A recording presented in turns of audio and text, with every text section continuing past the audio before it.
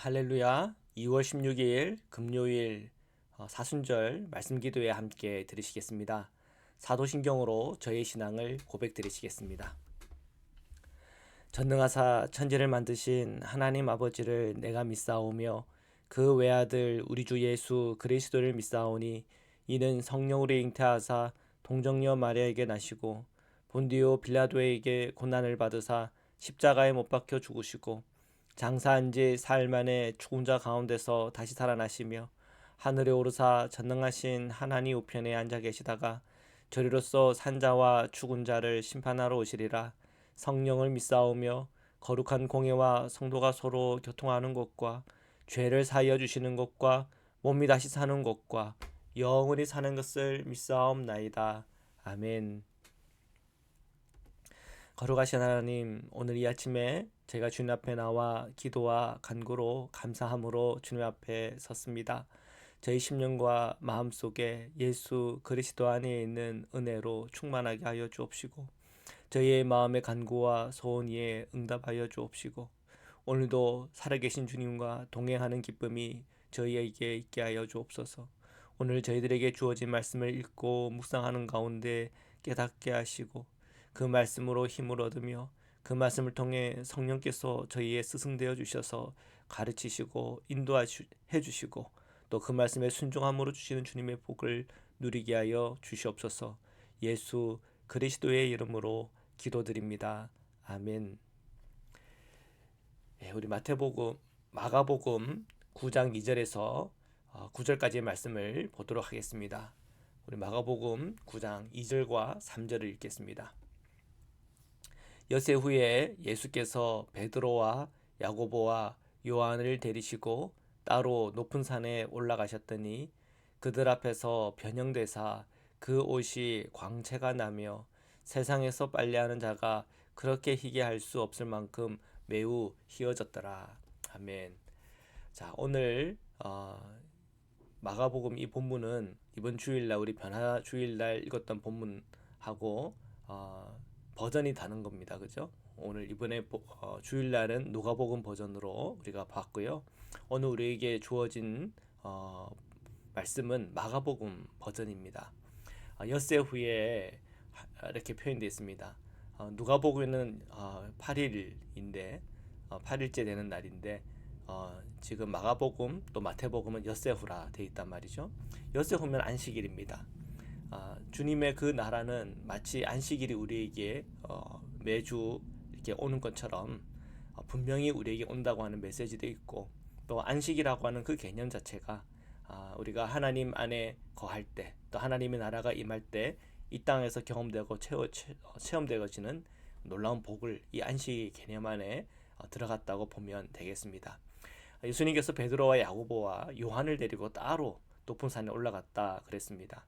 여기 있는 자 중에서 죽기 전에 주의 나라를 볼 자가 있을 거다 그렇게 주님께서 말씀하셨는데 이 베드로, 야고보, 요한이 바로 그렇게 딱 뽑힌 제자들인 거죠. 그만큼 이 복음 사역에 있어서 사도 가운데 가장 핵심적인 인물이라 이렇게 여겨질 수도 있겠습니다. 높은 산에 올라갔다. 이것이 곧 우리가 소위 말하는 변화산이겠죠. 그들 앞에서 주님께서 변형이 되셨는데 그 옷이 광채가 났습니다. 그래서 이 세상에 빨래하는 자가 그렇게 희게 할 수 없을 만큼 매우 희어졌다. 깨끗함, 정결함, 광채 이것이 상징하는 바 예수님이 어떤 분인가를 우리에게 이미지로 그려줄 수 있게끔 성경은 묘사하고 있습니다. 자, 계속해서 말씀을 보겠습니다. 4절과 5절을 읽겠습니다. 이에 엘리야가 모세와 함께 그들에게 나타나 예수와 더불어 말하거늘 베드로가 예수께 고하되 랍비여 우리가 여기 있는 것이 좋사오니 우리가 초막 셋을 짓되 하나는 주를 위하여 하나는 모세를 위하여 하나는 엘리야를 위하여 하사이다 하니.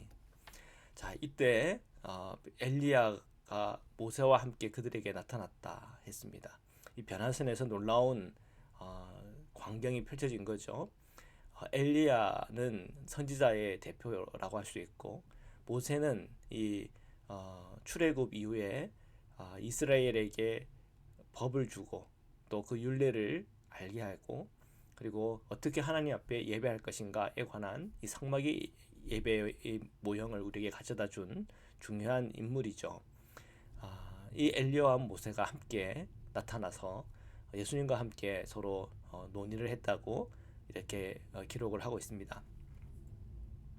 그러자 이제 베드로가 예수님께 말씀을 드리는데, 라비여, 우리가 여기 있는 것이 좋사오니 우리가 초막셋을 짓되 하나는 주를 위하여, 하나는 모세를 위하여, 하나는 엘리야를 위하여 하사이다. 이렇게 말을 합니다. 이것은 주님께서 원하시는 게 아니죠. 이 변화산이 참 여기가 너무 영적으로 정말 최고의 경지를 보는 것 같고, 그냥 여기에 머물러서 그냥 우리 삽시다 뭐 이런 느낌이잖아요. 우리 그리스도인들이 오해해서는 안 되는 것이, 우리가 은혜를 많이 받고 많은 체험을 했다 하여 그냥 그 기도원에서만 그냥 머물러 살았으면 좋겠다, 여기서 평생 그냥 살았으면 좋겠다. 그러나 주님께서 원하시는 것은 그것이 아닙니다. 우리의 최고의 경지를 보여주시는 이유는 우리가 그 느낌과 그 체험을 가지고 오늘 우리 실생활 속에서 우리 주님께서 우리에게 말씀하시는 바 그 사명을 감당하기를 바라시는 거죠. 결국 우리는 주님 앞에 서게 되어 있습니다. 주님 앞에 서는 그날까지 오늘 우리에게 주신 그 사명을 같이 붙잡고 살아가야 하는 것이죠. 우리가 지금 이제 사순절 기간이 시작이 됐는데, 이 사순절 동안에 우리의 내면을 다시 한 번 더 점검하고 우리가 주님과 나와의 그 친밀한 관계를 확인하는 그런 이 2달의 시간이 되기를 바랍니다. 왜냐하면 우리가 그 남은 주어진 그 모든 우리의 하루하루의 그 나날이 주님과 동행하고 주님 안에서 그 사랑을 실천하고 그 은혜가 무엇인지를 이 세상에 드러내는 일이 오늘 그리스도인들에게는 중요한 사명이기 때문에 그렇습니다. 그 사명을 감당하기 위해서는 우리가 이런 절기를 통해서 또 준비하고 또 점검하는 일들, 자기 점검하는 일들이 늘 필요한 것이죠. 자, 계속해서 말씀을 보겠습니다. 6절, 7절입니다. 이는 그들이 몹시 무서워하므로 그가 무슨 말을 할지 알지 못함이더라. 마침 구름이 와서 그들을 덮으며 구름 속에서 소리가 나되 이는 내 사랑하는 아들이니 너희는 그의 말을 들으라 하는지라. 아멘.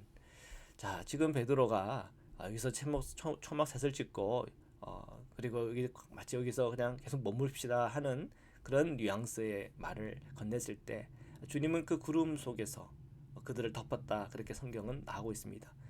그런 영적인 혼란을 겪을 때가 있죠. 이것은 무엇인지, 또 이것은 도대체 무슨 메시지인지 우리가 불안하고 또 어떻게 이것을 해석해야 될지 모르는 그런 상황 형편에 놓일 때가 있습니다. 이 신비함이라고 하는 것은 늘 그렇습니다. 그런데 이런 신비함 속에서 미혹당하는 이들은 주님의 뜻과 오히려 반대되는 길을 걸어가게 됩니다. 그러다 보면 이 세상에 주님의 그 본 모습을 그대로 드러내는 것이 아니라 주님을 오해하게 세상에 그 주님의 복음을 왜곡되게 전파하게 됩니다. 그렇게 되면 많은 이들이 주님 앞으로 나올 수도 없고 또 많은 일들이 기독교를 오해하게 됩니다. 지금까지의 이단들이 그런 역할들을 한 것이요, 또 그리스도인이라고 자기는 스스로 그렇게 알고 있지만 은혜를 헛되이 받은 사람들, 그리고 오히려 예수님을 십자가에 또 박으려고 하는 그러한 삶을 보여주는 이들, 그들을 통해서 오히려 주님의 이 복음의 사역은 오히려 약화되고 있는 거죠. 우리는 분별해야 되죠. 구름이 우리를 덮어서 하나님의 음성을 듣게 되면 그 음성에 우리가 순종하게 되면은 우리는 정말 그 은혜 속에서 또 그 신비 속에서 우리가 깨닫게 해주신 영적인 이해를 가지고 우리가 신앙생활을 하게 되지만, 그 구름 속에서 주님의 음성 듣지 못하고 아예 그냥 그 구름에 갇힌 채 영적인 어둠 가운데 신앙생활을 하게 되면은 은혜를 헛되이 받은 것이요, 오히려 그가 신앙이라고 말하지만 이 세상에 하나님의 사랑도 드러내지 못하고 하나님을 왜곡되게 이해하게 하는 그런 길을 걸어가게 되는 겁니다. 그래서 우리는 그리스도인들은 늘 분별하고 또 분별해야 하는 것이죠. 자, 9절, 8절과 9절 마지막 부분 읽겠습니다. 문득 둘러보니 아무도 보이지 아니하고 오직 예수와 자기들 뿐이었더라. 그들이 산에서 내려올 때에 예수께서 경고하시되 인자가 죽은 자 가운데서 살아날 때까지는 본 것을 아무에게도 이르지 말라 하시니. 아멘. 자, 주님께서는 제자들에게 경고하는데 인자가 죽은 자 가운데서 살아날 때까지는 본 것을 아무에게도 이르지 말아라. 마치 이 변화산의 그 이야기가 영화에 있어서 가장 중요한 아, 그 내용인 거죠. 우리가 영화를 볼 때 스포일러라 그러잖아요. 그런 내용이 어떻게 결론이 날지에 대해서 미리 말하면 김이 빠져서 이 영화 재미없어 이렇게 될 수가 있는 거죠. 어떻게 보면 이 변화산의 사건은 스포일러 같은 느낌입니다. 주님께서 결국은 십자가와 그리고 부활을 통하여 하나님의 나라에 대해서 그 나라의 그 비전에 대해서 정말 회개하라 천국이 가까이 왔노라 라고 하시는 주님의 그 메시지에 있어서 가장 끝에 있는 부분인 거죠. 그래서 이 변화산의 사건을 통해서 하나님의 나라의 임재가 마치 이런 것과 같은 거죠. 주님의 놀라운 영광과 그 영광에 동참하고 주님과 연합하게 되는 그 종국을 이 변화산의 이야기를 통해서 우리에게 보여준 거죠. 주님은 이렇게 말씀하시는 거죠. 인자가 죽은 자 가운데서 살아날 때까지는 본 것을 아무에게도 이르지 마라. 이제 십자가와 부활이라고 하는 이 놀라운 복음의 메시지에 있어서 이 완성을 우리가 본 다음, 그 다음에 하나님의 나라에 대한 그 비전에 대한 메시지가 우리에게 주어지는 것 아닙니까? 이 변화선의 이야기는 마치 그러한 이 하나님의 나라에 대한 분명한 비전을 우리에게 보여주는 것이지요. 그래서 베드로, 야고보, 요한은 이 하나님의 나라가 어떤 모습인지에 대해서 이 변화선을 통해서 두 눈으로 확인하고 체험한 것입니다. 자, 그러나 그 하나님의 나라가 오기까지는 우리가 그 하나님의 나라에 머무는 것이 아니라 이 땅에서 우리에게 주어진 그 사명을 끝까지 잘 감당하는 것입니다. 그 주님의 일을 잘 감당하기 위해서는 이 8절 오직 예수와 자기들 뿐이었더라. 주님과 나와 깊은 관계 속에서 오직 그리스도 한 분이면 충분하다는 그 믿음의 고백 속에서 우리가 나아갈 때 건전하게 그리고 건강하게 주님의 일을 잘 감당할 수 있으리라 믿습니다. 자, 오늘 하루도 하나님의 그 사랑과 오직 주님이면 충분한다는 믿음의 고백 속에 큰 승리와 은혜가 있기를 주님의 이름으로 축원합니다. 말씀으로 기도드리시겠습니다. 사랑해 주님 감사합니다. 오늘도 주님의 말씀 앞에 섰습니다. 오늘 저희들에게 주어진 이 사순절의 기간 동안에 그리스도의 빛을 체험하고 경험하게 하여 주옵소서. 하루하루 생활 속에서 구름처럼 우리의 생각과 마음을 어둡게 만들 때 주님의 음성 듣고 회개하며 돌이키며 갈 바를 알아 한 걸음 한 걸음 순종의 길을 걸을 때 그 길을 통해 하나님 주시는 은혜와 기쁨과 감사와 능력과 영적인 체험이 놀랍게 있게 하여 주옵소서. 몸이 연약한 성도님들 오늘 치유와 회복으로 함께하여 주시고 강건함 허락하여 주옵소서. 오늘 우리 자녀들을 보호하여 주옵소서. 저희 성도님의 직장을 보호하여 주옵시고 그리고 모든 가정과 모든 하루하루의 삶 속에 하나님의 은혜와 보호하심으로 가득 차게 하여 주시옵소서. 전쟁 가운데 있는 이들을 기억하여 주옵소서.